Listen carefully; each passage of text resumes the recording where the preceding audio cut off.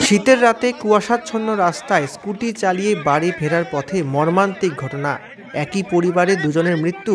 পথে ডাম্পারের ধাক্কায় মৃত্যু হলো স্বামী এবং সন্তানের।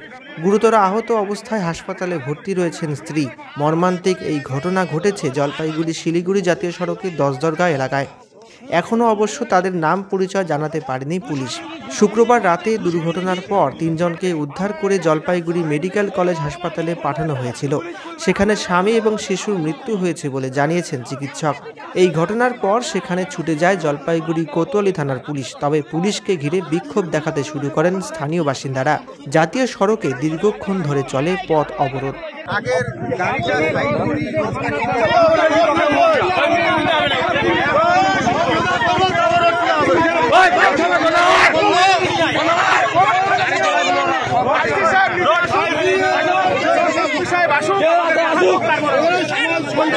আমাদের সমাধান চাই।